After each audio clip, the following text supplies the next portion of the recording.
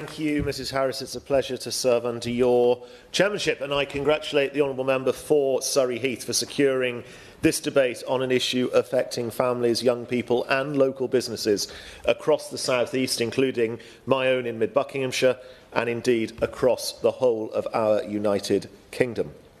The backdrop to this debate is a driving test system under unprecedented strain. Data obtained through a Freedom of Information request submitted by the AA Driving School shows a staggering deterioration since the start of this calendar year.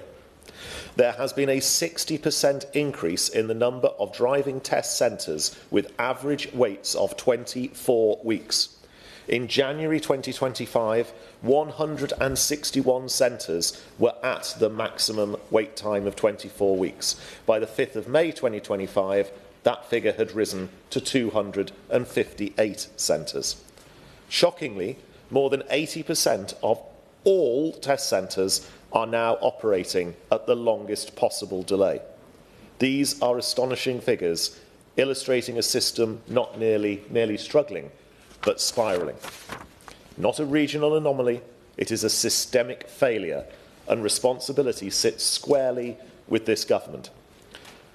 When the Conservatives left government in July 2024, the average wait time was 17.1 weeks, and that was unprecedentedly high as we were recovering from the backlog created by the pandemic. But if anyone still doubts that this crisis has worsened after the election, the government's own data sets it out plainly. In the first 2 quarters of 2024, just over 1 million driving tests were conducted. In the same period this year, under this government, that number fell to 914,000. At a time when the backlog should have been the priority, capacity has gone backwards. Learners, parents and instructors feel the consequences every single day. Driving, for many, particularly young people, is not a luxury. It is essential. Often the difference between securing an apprenticeship or a job or a place at college and missing out, between able to take that opportunity or being left without options. It provides access to education, healthcare, caring responsibilities, family life and independence. Nearly 1 million young people are not in education, employment or training, and youth unemployment is now at 15.3%, the highest level since before the pandemic. At a moment when we should be opening doors for young people, the government have instead allowed driving test delays to become yet another barrier in their way. A genuinely pro-motorist government would have grasped the urgency of this sooner. A genuinely pro-opportunity government would recognise driving as a lifeline, particularly in areas where public transport is limited and where a licence is the gateway to employment. And a government serious about growth would not tolerate a system in which a young person must wait the best part of half a year or even longer simply to sit a driving test.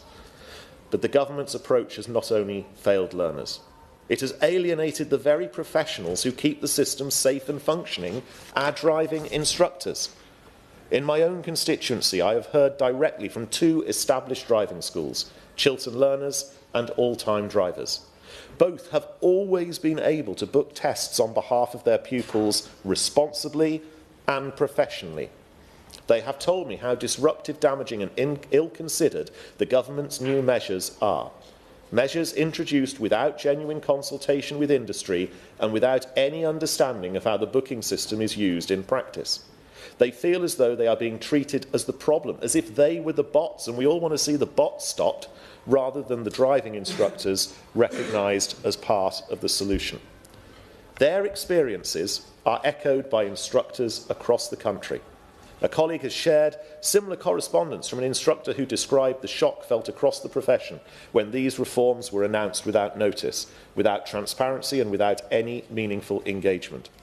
Instructors consistently say that preventing them from booking tests or from managing test slots sensibly will make the system less efficient, not more. They warn that stopping instructors from swapping tests will result in more wasted appointments and unused examiner time. They are concerned about the future of intensive driving schools, many of which are already struggling due to a shortage of the availability of tests.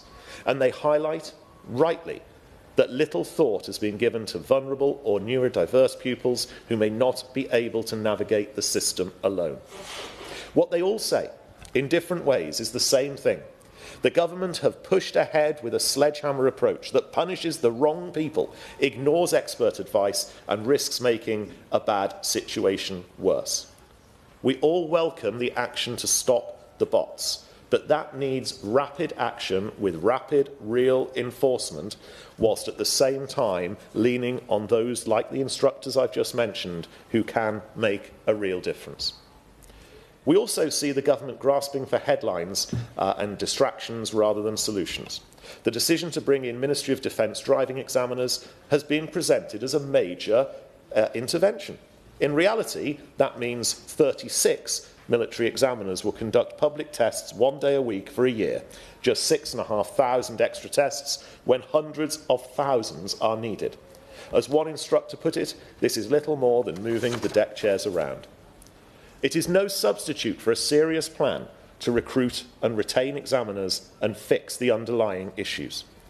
The result is a system in chaos, record delays, shrinking capacity, frustrated instructors, disadvantaged pupils and young people being held back at the very moment they need opportunity and support.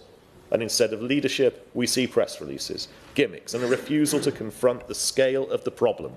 Driving, Mrs. Harris, should be a route to opportunity, not another obstacle created by government.